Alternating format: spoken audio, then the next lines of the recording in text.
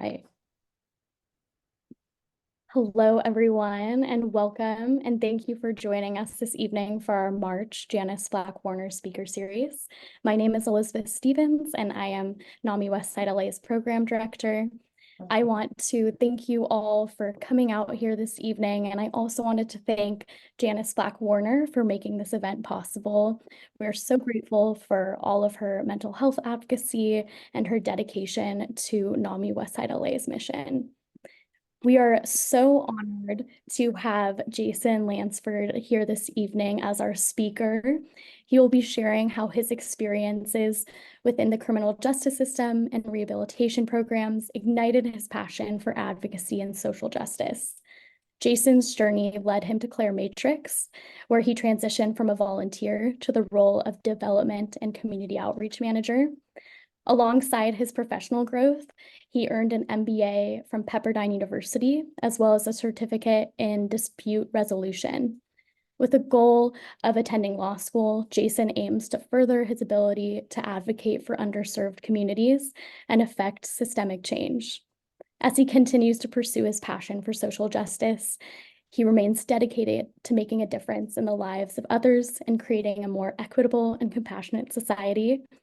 Thank you so much for joining us tonight, Jason, and I will pass the mic over to you. You're very welcome. Thank you, Elizabeth, for that introduction, and for Cynthia for asking me to be here tonight, and for all of you for coming together and for really having these talks about mental health. It's very important. So my story really begins when I was around 15 or 16. My mother passed away from cancer. She had brain cancer. And my sister also passed away a couple months later from ovarian cancer. And at the time, my life at home had become a little chaotic. This is about the time I started applying to colleges and was looking to what would come next.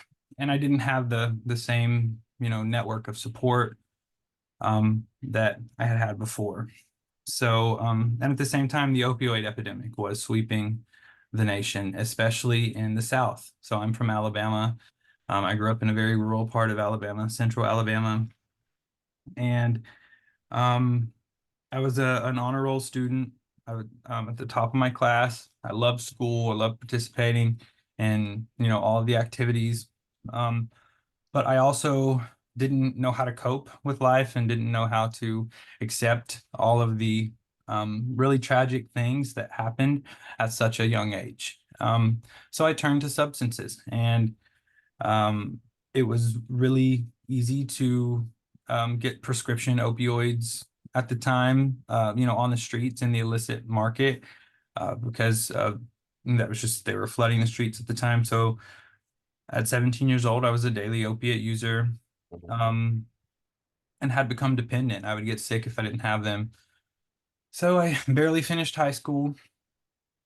And towards the end of high school, my use had become obvious. My grades dropped. I had been either quit a lot of the activities that I participated in, or I was kicked out. And there was really no source for me to turn to beyond the high school counselor or the traditional forms of mental health services that education institutions offer. They really didn't know how to handle an 18-year-old, 17-year-old kid who had experienced tragic loss and was, addicted to opiates in the throes of opioid use disorder. They'd probably never even heard opioid addiction referred to as opioid use disorder. So my senior year of high school, I had a lot more time on my hands than usually, and that time was spent using substances and getting further and further into the addiction. I started college later that fall, dropped out, and was not able, to maintain any form of a life beyond living with my grandfather, and was really just kind of lost in the world. Then I spent the next 5 or 6 years kind of in that state of just instant gratification, shame, loneliness, guilt, and just really no clear direction. Um, and when I um, I was on a in the midst of like a long drug run with a friend, and he suggested that we come to Los Angeles, and I had never been here before. So we came. We drove to Los Angeles in this really old car, this old beat up 1989 Honda Accord. Um, and we drove here to Hollywood, started living in the car. And then about 2 weeks later, the car gets towed. It was January of 2015. Um, so then now I'm homeless in gym shorts and a t-shirt in Hollywood with no car. And that is when my journey up really began. You know, I was really scared, obviously all of the normal fears that we have, but I was also at peace. I look back now and I'm not really sure how I faced all of the things I faced, but I just know that I did and that we can and we do. Um, I The first couple weeks here was really just trying to find out what all this was, why I was really here, what I was gonna do. Because I had no money and no plan. I was sleeping in a sleeping bag near Hollywood High School, against the CNN building sometimes. And then eventually I made my way to Inglewood, where I started staying in hotel rooms and motel rooms with people that I committed crimes with, and I was convicted of a lot of like multiple felony crimes through a 6 or 7 month span in the year of 2015 as someone who just kind of showed up homeless with severe mental health issues, severe. And I'll add, when I showed up here homeless on the street, I was not a daily user at that point. I could not afford to maintain that type of habit, but I would use substances if I could get them. So I was in an active state of addiction. However, I was not physically dependent on substances. I was just had a severe, I was severely in need of mental health intervention. But instead, I ended up homeless in the streets of Los Angeles, as do many others. Uh, and after being arrested about 8 times in 2015, I was given a 3-year suspended prison term where they said that I could do a year in the Salvation Army. However, I left there the first day, and so I thought I was going to go to prison. And I said, well, since I'm already going to prison, I'll just go and commit more crimes. So I was like, while out of drug court, I committed more crimes in a different county, which would come back to get me later. But all in all, I end up turning myself into drug court on January 22nd of 2016 after I violated 3 times, and they just weren't going to let me go to prison. And so that last time, me showing up to court, the judge said, okay, she sent me downtown for 2 weeks and back to treatment, back to Claire Foundation in Santa Monica for the third or fourth time. And it was at Claire Foundation where life really started to make sense for me, where life began for me, where I started to learn more about myself and what I could become, and how I could use my own experience to help others. I began working with the volunteers and alumni in a part-time job, and I worked some in the programs. And I decided that I wanted to finish college and started taking night classes at Santa Monica College right down the street. And then I transferred to Pepperdine, where I finished my undergraduate degree, my bachelor's degree. And then I went there for my MBA as well. And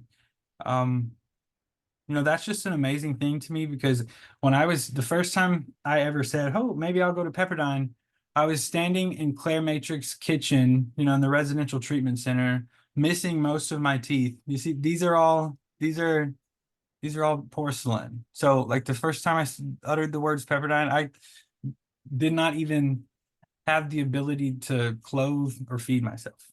But like these were the dreams there that I was told that, yeah, maybe not now, but you can do this.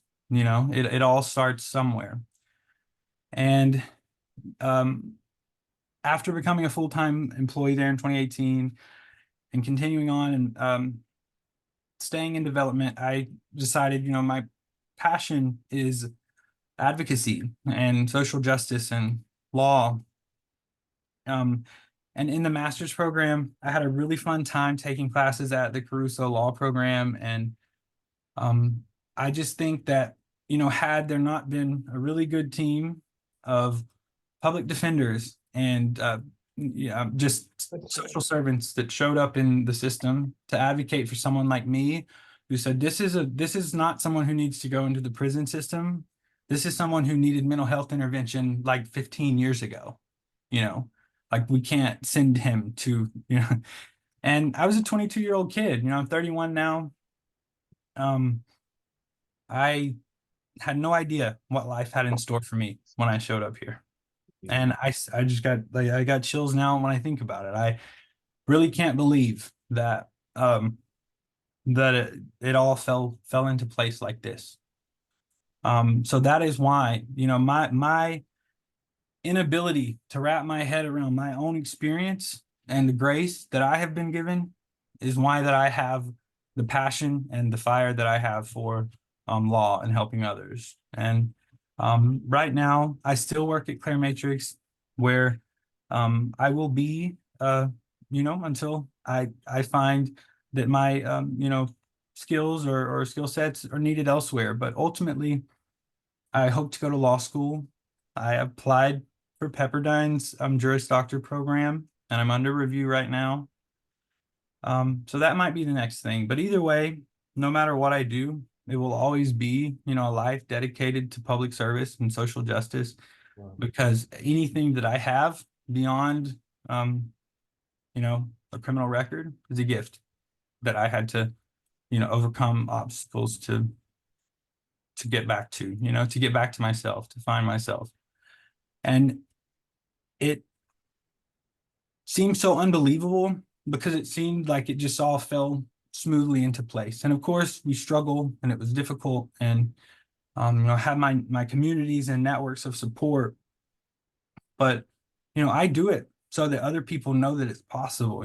That's why I push myself. It's something I want to do, and I'm going to keep going until someone tells me no. Because I want to make sure that all of the bridges that have been there for me into recovery are there for other people, and that other people know that it doesn't have to be a continuous cycle of what we always know, the easy thing, the instant gratification, the shame.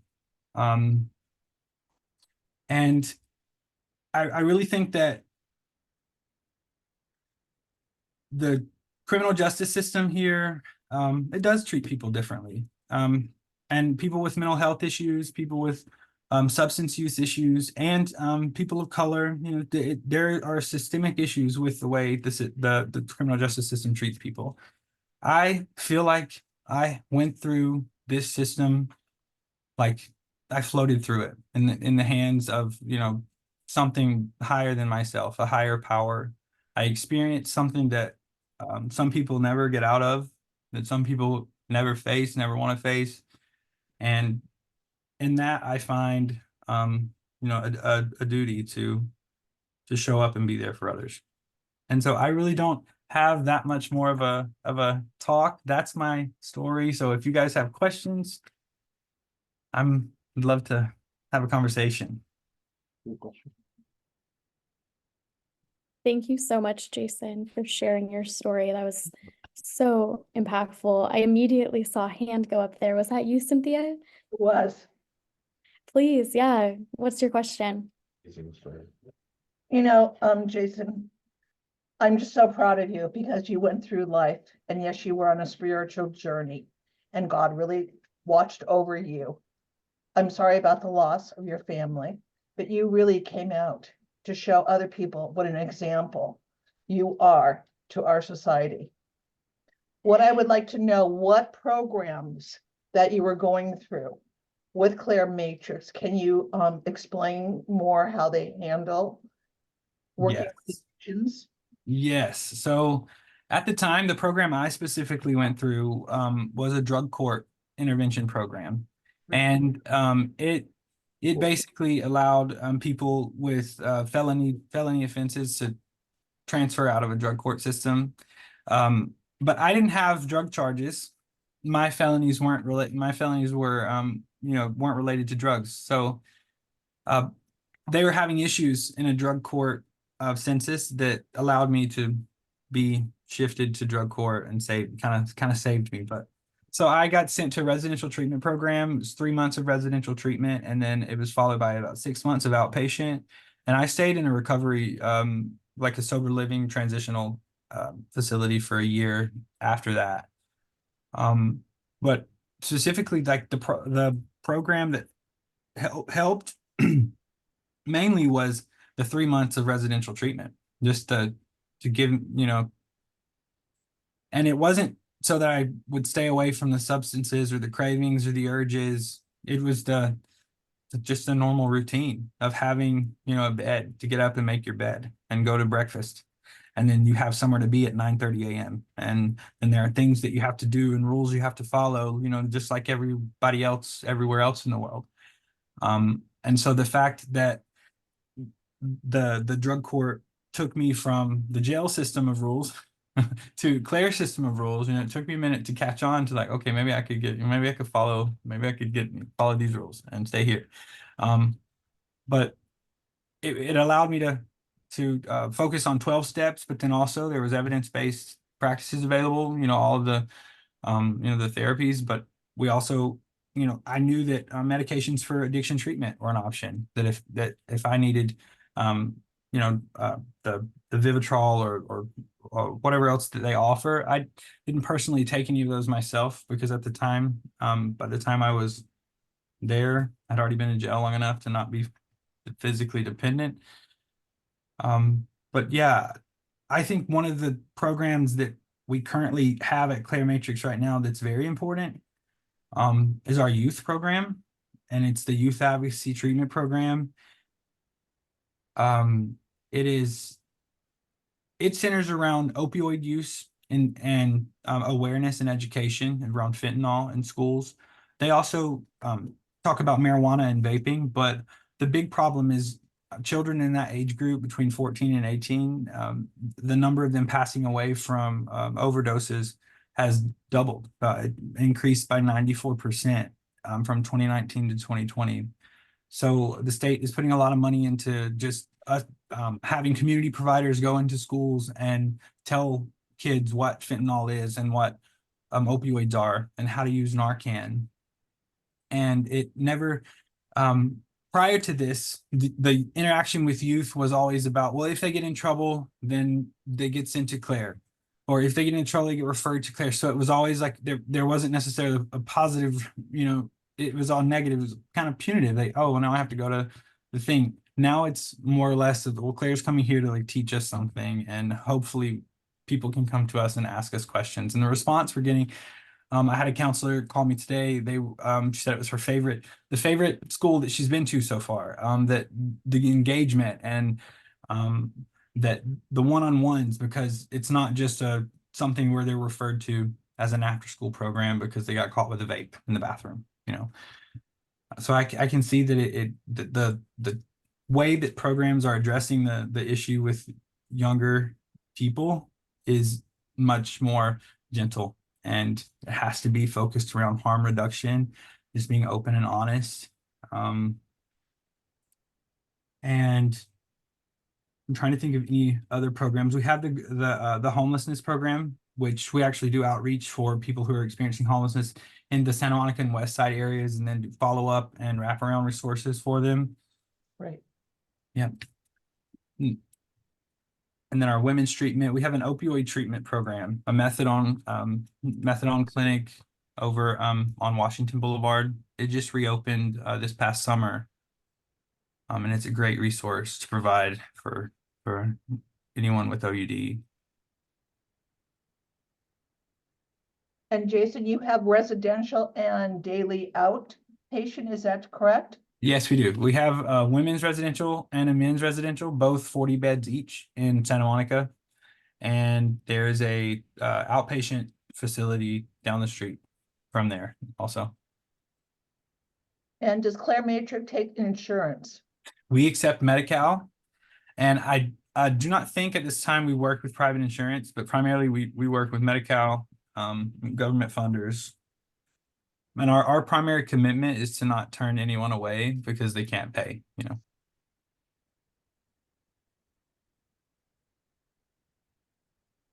Thank you for providing those resources, and thank you, Cynthia, for your question. Want to turn it over to any of our other audience members. Any questions for Jason or any reflections on his story that he shared? Feel free to raise your virtual hand or your hand. Well, I can start off with a question. I know that Bruce, I will go after you. I see a hand just popped up. Yeah, thank you so much for coming to share. Oops, there we go. I am talking. Okay, thank you so much for coming to share your story. I used to hear some of these back in I would be somewhere where AA meetings would happen, and thank goodness, I have the gene. I've had the cravings. I know. I figured that out real fast. That there was a time when 23andMe gave you really useful genetic test results, and the FDA came down on them. And so they can't tell you like some of the stuff, but like I know I have a gene for alcoholism. There's no alcohol in this house right now. I can't, it's too dangerous. When I buy it, I have to buy one bottle at a time, one off season, because otherwise I would just drink it all in one, So, yeah, so I just appreciate you coming to share. I'm interested in advocacy work. I went to a different support group the earlier this week. Some of us were kind of angry because we'd recently had, issues of family members disappearing, etc., which maybe your family experienced when you moved to, you left for Hollywood. And and you can't find them. But I am interested in, like you, I know you're doing advocacy for people with addictions. I had a classmate who had a meth addiction and some other addiction in a class once, and he was in recovery. And okay, that was not anyway, just this I guess that was just a solidarity statement. Anyway, my question was actually, if like, how do we get into advocacy? Because it's like I want to make a change, but my family member, it's more a bipolar issue, right? So we know what we have in our family. My brother is an alcoholic. Yeah. Well, Right. I think the core, the most important part of advocacy is understanding, that the problem is the problem and not the people's problem. And that is true for, someone that is experiencing issues with mental health, or someone that's experiencing issues with substance use disorder. They all like go hand in hand. Like, I think one of the biggest, one of the most important things working at Claire Matrix that we did early on was destigmatizing language that we used, and learning how to look at the certain behaviors that people who are in active addiction, might portray, and like rethink the way that we, approach the issue. And by taking on that and accepting it and seeing how you could be a part of owning the destigmatization of the illness, and like advocating for the fact that alcoholism or substance use is usually an indicator of a much deeper problem, whether it be mental or spiritual or whatever anyone wants to call it. And if you can advocate for the people suffering with those issues, or anyone suffering with mental health, it's just all about getting people the intervention that they need, finding people a source of relief, whether that be a low level of care or a high level of care, or just advocating in a way, talking about the issues, your beliefs or your opinions in a way that makes someone else who may not be sharing how they really feel Gotcha. comfortable, about opening up to you, and like be a source for life for someone, let your light shine, and people will come to you, and you can be an advocate in that way. But then of course there are many other ways that you can be an advocate based on your own interests. And Yeah, I wish I knew how I could do more. I mean, I'm not going to tell. I mean, there's even just things ADA issues, access issues that I've encountered just in the last week, 7 days. So um, thank you. thank you. Thank you so much for your question, Bruce. Any other questions for Jason? Yeah, hi, Janice. Hi, I'm sorry I was a little late. Jason, thank you for sharing. I love this subject because I think all of us have friends and family members who suffer, and I'm always the enabler. I always take care of everybody, and I learned that after 50 years I can't fix people. And what is your advice? Well, first of all, I've learned with addicts, whatever it is, they have to want to get the help, and you can't put them in a program and they're going to fail. But what is your advice at home? Once you go home after you go through your program, and when you have that moment of you want to go back and they want to do what they were doing before. See, that's the problem. I've seen so many people fail. And what is your advice? So I will say that is a problem that my story did not, at that stage of recovery, I didn't have to face that. And I remember thinking, what a blessing. I shifted away from being sad about, okay, I don't have anywhere to go. I was homeless, all these things. What am I going to do? I saw it as a blessing of like, I got to build my foundation from the ground up. And, when I started seeing people in the rooms of AA, or that I had been in treatment with, we stayed connected through the community.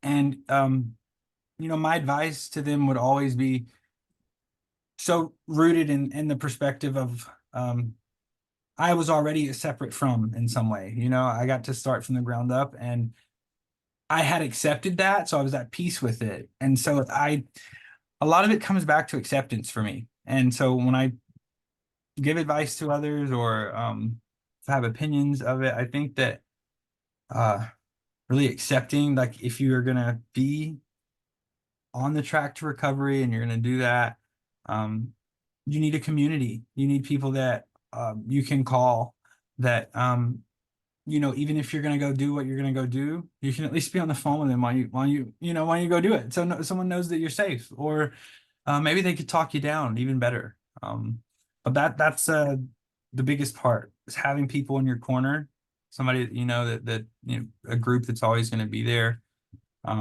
because it doesn't stop. It gets really hard when you go back to that. Yeah. Yeah, life, as I want to say, life gets hard and you need these tools.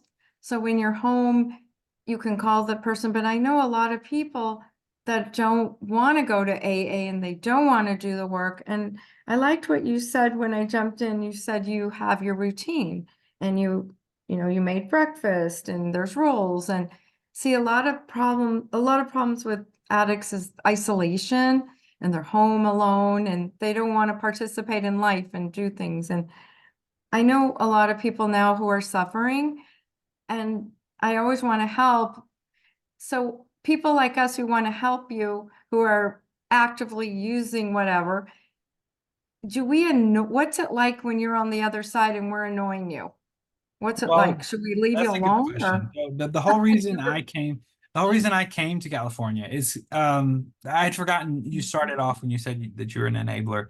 When I came to Los Angeles, I also had in my mind, I'm coming here because I can do bad, all by myself. I had a grandfather who's really old at the time.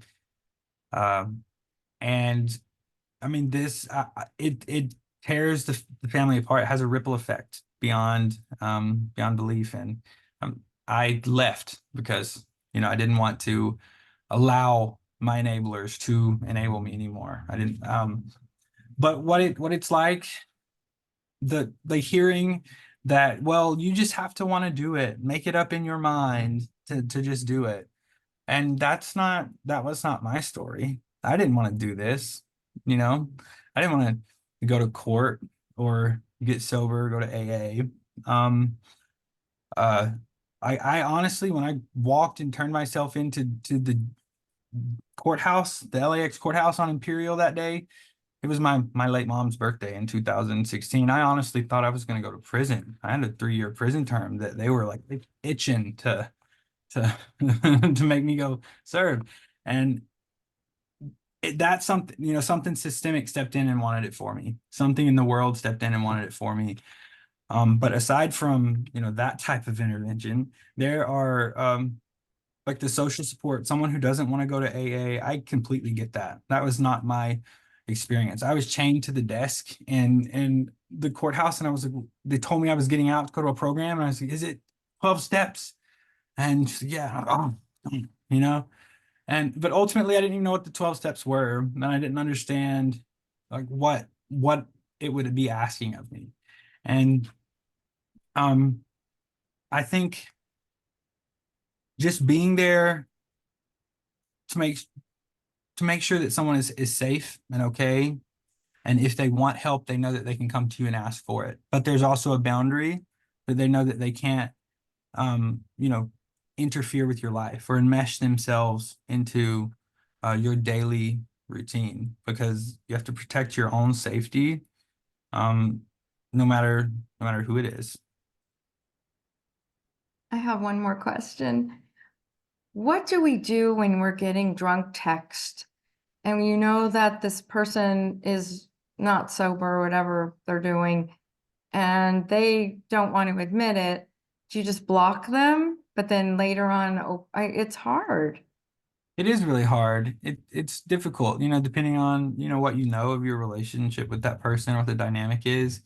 A lot of the times, if it's conversations like that in my inbox, I'll just mute it, and that way I'm not alerted as the messages come in, but I can still see, so I can know what the behavior, you know, if the behavior is continuing or like what's going on. But like, try not to engage in that state unless they seem like they're in a state of despair or they need help, you know.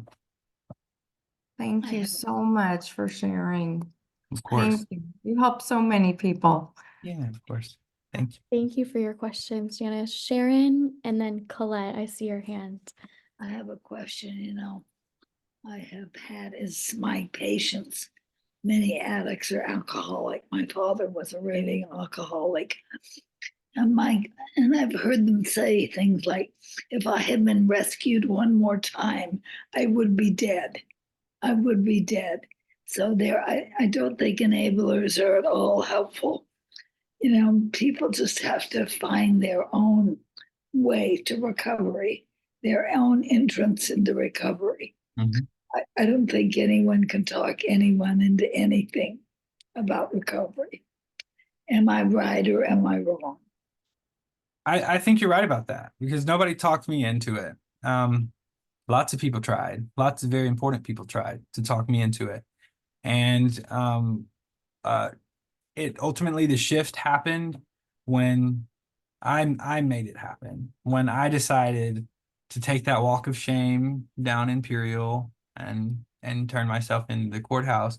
So I completely get you know where that's coming from. Some people, though, you know, just need to know that there's always an arm of help and support. Like, there's a whole group of people that might not even know that there's people like us who are willing to help, and that helps out there. And then there's a whole group of people that don't think they're worthy of, you know, or, you know, and then might be people that don't even, like, wouldn't have able to access the services we provide had someone not, you know, talk to them. Maybe you should do this. So there's always a way to advocate and to be an advocate for recovery, an advocate for a better future, without saying that your path to recovery has to be this. But, you know, it's like when you're shopping for a car, you're like, maybe I'll go get this one. Or you could, if do that one. But it's just letting someone decide what is the best for them and what is going to work for them in the long term. Thank you so much. Thank you for course. being tonight and sharing your vulnerability with us. It takes a lot of courage to share your vulnerability with a bunch of strangers. And you're doing that. And you're amazing. Thank you, Shane. I second that. Colette and then Garrett. I realized I was muted. Jason, thank you so much. What a very open and wonderful thing to hear. And I'm kind of piggybacking on Janice and even Sharon a little bit. In the role of the loved one, I'm the mother of someone who's doing well. I mean, he went to jail. It was a mental breakdown, went to jail. He was amazing. He went into program, did tremendous for a year, and right before Christmas, walked off. He got help. He's back in. And I guess he's just, and he presented himself as like the A student. You know what I mean? Like when you looked at him, and I think he's a good, I think he's changing, he's maturing. I would say that, but he's a good performer. And I think there's a lot of shame because he was in jail, and it was very, I don't even know the depth of what the pain inside there really, even though I feel close to him. And so I guess the advice I find, you know, and then as a parent, you go through so many things. I feel very good about our relationship, and I kind of just left him alone because I was supposed to pick him up for Christmas, talk to him the day before, and he showed, he stopped taking his meds is what happened. And so, and he's you know, he really needs his meds very badly. And he said something like, I just wanted to have a life. And I think the holidays were there. I always create these stories that I pick clues because I was an enabler. I'm really working on that. And I create so many stories about that may have no bearing in reality. But I have many movies in my head about him and what's happened, even though I think I understand him pretty well. But it's this whole issue I'm facing, and I'm going to see him. And there's a part of me that really wants to say, you scared the hell out of me. And what you risked by going off like that was so dangerous for the rest of your life. You can't do that. You can't go off your meds, but also legally, he's got to really watch it. And he really put himself, they found him at the side of a building, you know, and the treatment center is wonderful.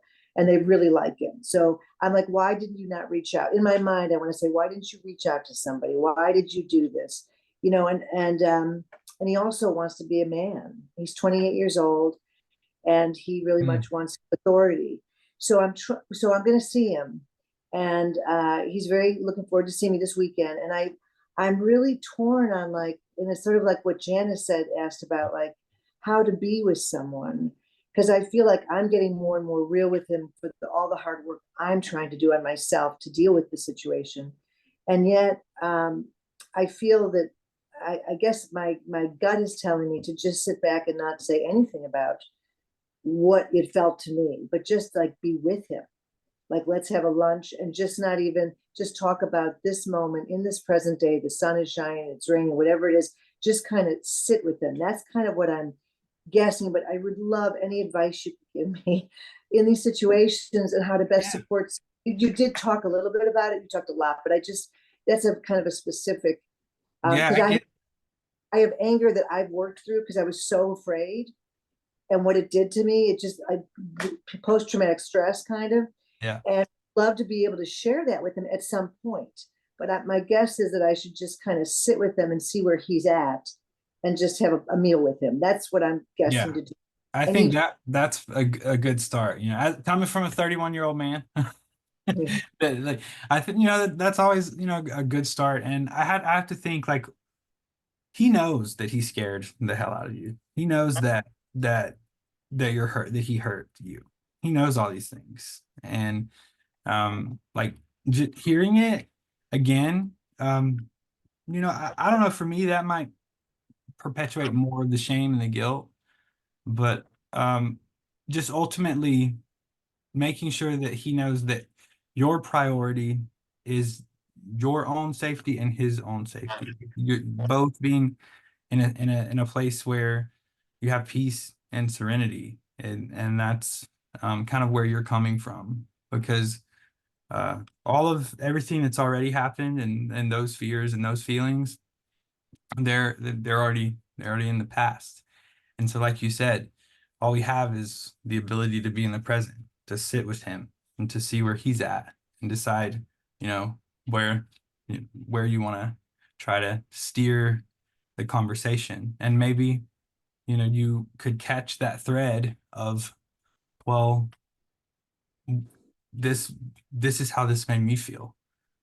If we want to talk about feelings, let me tell you, that's kind of like it, and throw it in organically, or and in a way that shows that you accept and love, and ultimately you are aware that he already knows these things, and that you're not saying them because you don't think he has the emotional intelligence to already feel them. He knows that he hurt you. That's helpful, because there's this something with mental illness, he's schizoaffective, and there's something that I find that I fault to, is that I want to make sure he always knows I love him. And Yeah. I feel so bad that he has to struggle with this struggle. It's very difficult.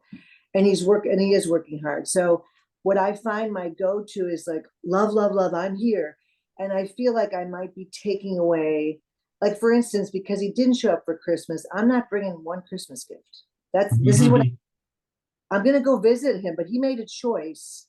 He messed up. So I'm just going to be there as his mom and love him, but I'm not going to, I don't want to over pamper it. You know what I mean? And I'm realizing in my looking at myself more, I tend to, in my great grief, my grief for him, that I tend to over love or over show or over whatever. So I'm trying to watch that. Is that wise on my part, do you think, to kind of be aware of my overextension? I guess that's Yeah, I think coming from the talk we just had, about enabling and stuff like that. Like you said, had been working on that, but ultimately, because the love can be that can be taken advantage of. If you come too much with the overextending yourself and putting yourself out there, you might leave yourself vulnerable to like him using you to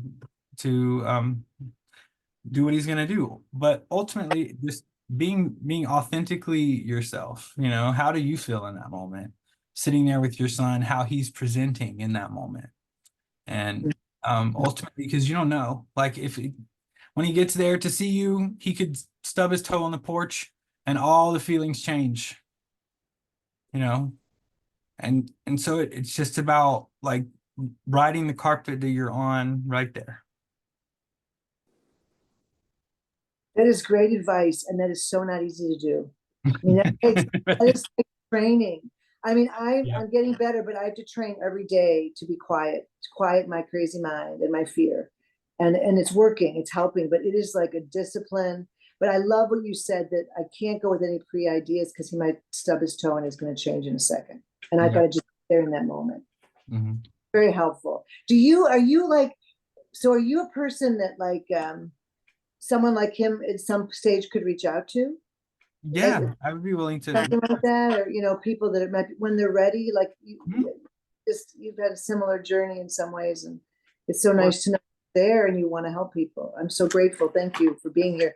You're very helpful for me, the mother here, and I think other mothers as well. So, Of course. Yeah, I'm happy to talk with anyone if they ever need to reach out. thank you. That's wonderful. Thank you, Jason. Garrett.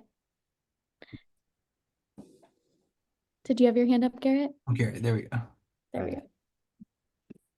Wow, Jason, I really enjoyed your story with all the details and explaining your journey, and I'm so thrilled and happy that you're in such a good place that you're considering going back to law school at Pepperdine. That's like incredible. That is amazing. So, I wanted to ask you a question because you work in the field. Have you come across psychosis with marijuana, or violence with marijuana, or marijuana addiction? I read an interesting book by Alex, I'm not sure, Brenson or Berenson, about tell your children the truth about marijuana, mental illness, and violence. The book, it was titled something like that. But what is your experience with psychosis and youth and marijuana use? So my experience with youth and marijuana use these days and the work that I do, I haven't had much exposure to that beyond, getting caught with a vape. They will have marijuana vapes. And the issue with it's not traditional flower marijuana or the buds. So it's the live resin or these really concentrated it's really concentrated vape pods that So dangerous. yes, they're very, very strong and especially for someone whose body's still in that stage of development between those ages of like 14 and 18 when a lot of the exposure to these things start happening. So I don't know. I know that a lot of the marijuana addiction, the marijuana use disorder that we see today is driven by these vapes and the youth vaping. But I'm not sure exactly what sources are out there and available for beyond these community programs where we go in and we tell them about vaping and we tell them about the dangers, beyond like higher levels of care that might expose them to much worse practices, it just is it's a weird time because we have to tell them at once you have to be careful what you buy off Snapchat, fentanyl pressed pills, and you can't do Molly at a party, and then at the same time they're like having very strong marijuana pens. So I think it's to be determined, what's gonna happen with this. Was the data that you were seeing? What kind of The book that I read is just, they're saying there's a very strong correlation between violence and marijuana use, and that the THC in the marijuana, like you said, Jason, is very, very strong. And people are smoking these very high strong marijuana instead of like in the past, in the 1970s or something, that people would smoke marijuana was a lot less strong and they would pass it around to other people. So each individual would get a little bit, whereas these days the THC is like really, really strong, and an individual is consuming a lot on their own. Yeah, and it's not even you don't even have to like separate yourself to do it. There's like vape in the on the side of the room. Yeah, it is to be determined, I think, because the long-term mental health effects and as we go beyond the short-term effects of the like violence at school or at those ages or the short-term like behaviors that we see now. I think really what is the longer term mental health impact going to look like for the age groups going through this right now when you know that it's a crazy environment. It is. I have one more question. Yeah, Cynthia. With pertaining to the youth 14 to 18, Jason, is it a residential? Is it outpatient? And how long is the program? Because I have a lot of people calling in about this. So it is it's an in-school program. We go to the schools and, Oh, that's wonderful. work with the SPA 5 and SPA 6. So we have a pretty wide reach there, but there's only 3 youth counselors, so they do the best that they can. And they'll provide them with Narcan, Narcan take homes and education and awareness around the current use environment, and then examples of stories of people their age here in Los Angeles and in surrounding communities who have overdosed and what they thought they were taking, but what they actually took, what happened if the person passed away or if they so it's just presenting them with this information, and we provide them with links to Google Forms so that they can reach out to counselors and not go through the school administration. And yeah, we just try to provide them with a safe place, a resource. And are you giving them fentanyl strips? We do not give the youth fentanyl test strips because I think Narcan is the only thing by law over the age of 12 you're allowed to give Narcan. But we do not give fentanyl test strips to the youth. We have fentanyl test strips in our other kits that go out to the adults. Because we do Narcan trainings as well for the we worked with SAPC to do the I think we trained over 40 agencies, over 1,000 people through Narcan use about the opioid epidemic and prevention and yeah. It's wonderful work you're doing, Jason. Really wonderful. Thank you. Thank you. Appreciate that. You too, Cynthia. I see you everywhere. I can't hide.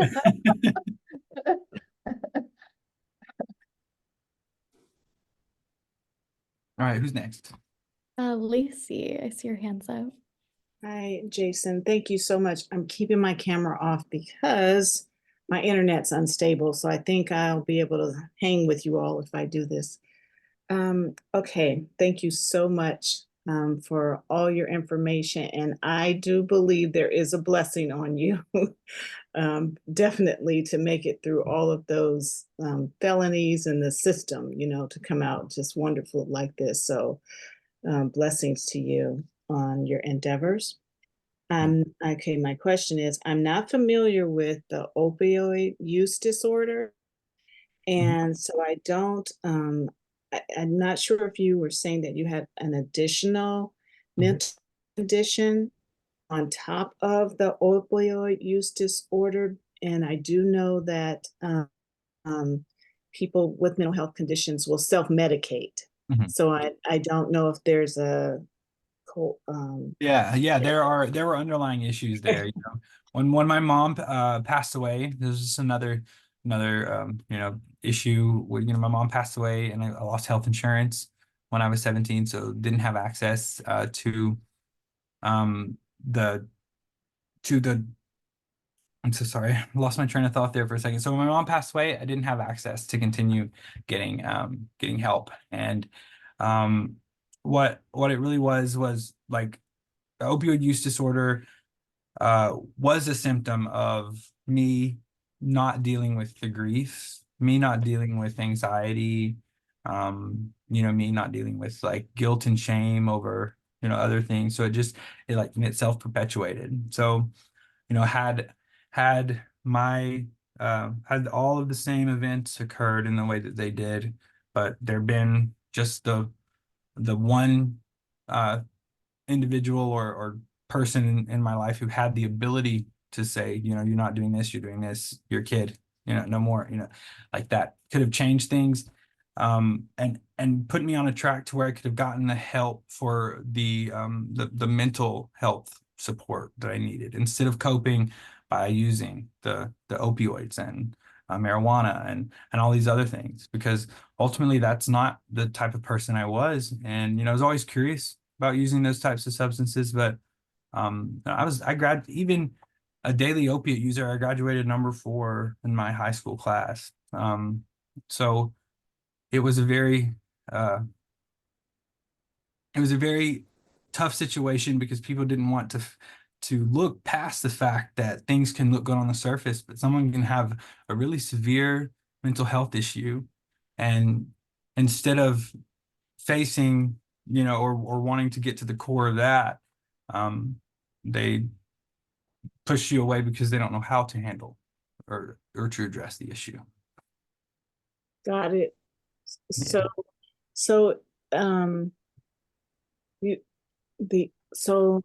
is there a correlation?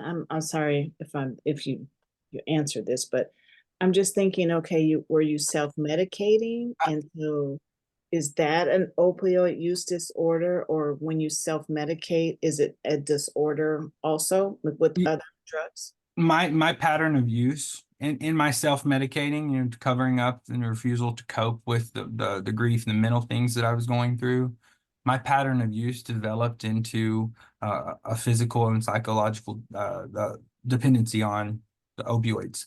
And so, I developed an opioid use disorder through you know, as it was my coping mechanism.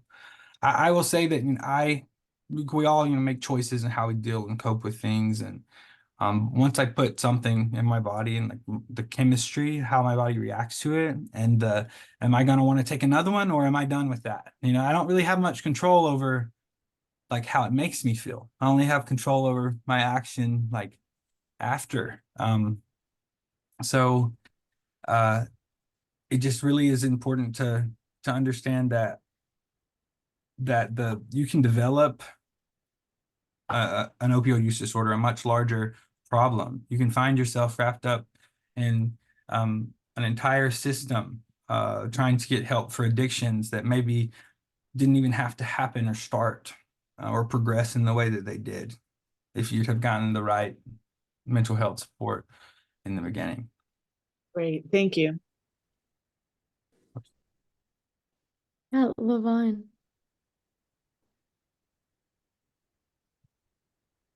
I wanted to address Colette. My brother was schizoaffective disorder.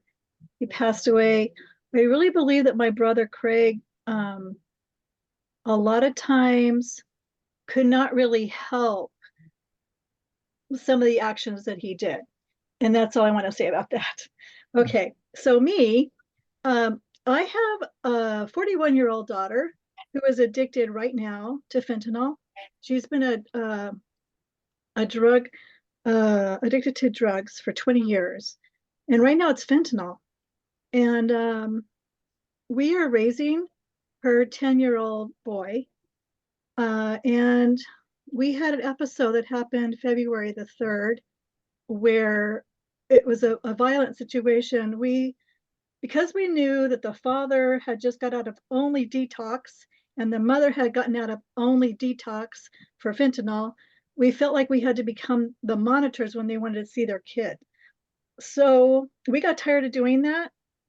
And a lot of times it would turn into, they're not liking the way that I tell him to do something. I've had him in my home for 2 years, so I'm like his mother, he has to mind me. Yeah. So we decided when this violent situation that we're not going to let our grandson see his parents unless they go out and hire professional monitors. And we're going to court on it on March the 15th. I wanted to know what you feel about that. I still let him talk to his parents on the phone, but because we have the responsibility, we are legal guardians of this little boy, we feel very scared to let him go off with his parents for 5 hours because we can't tell with our naked eye if they're on fentanyl or not. Yeah. I personally feel that,